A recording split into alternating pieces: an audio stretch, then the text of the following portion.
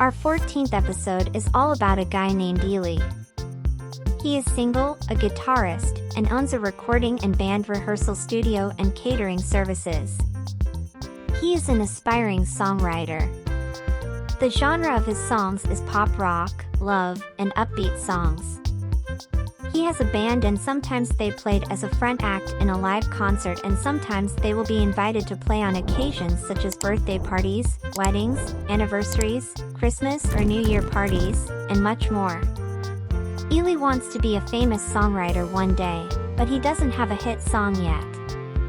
In their band, the vocalist is male. He's good, but the songs he wrote don't seem to fit his voice. Sometimes Ely tried to make her younger sister sing his composed songs, and he was happy to hear it because the songs he wrote fit her voice. He thought of having his younger sister sing the songs, but she was too busy studying because she is still a student. So, he posts on social media that he is looking for an aspiring girl singer to sing his songs.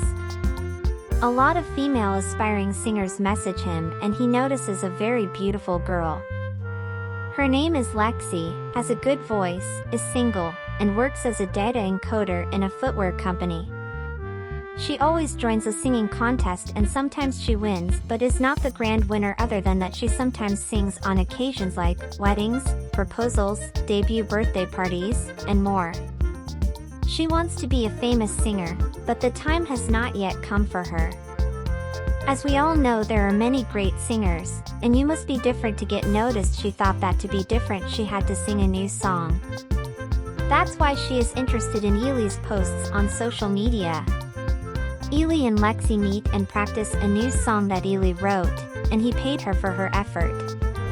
Ely submitted their recorded audio to a famous music company that makes new artists famous. After a few weeks, Ely got a call from a music company and told him to go to the company together with Lexi for orientation and the signing of the contract. The song became famous together with Lexi.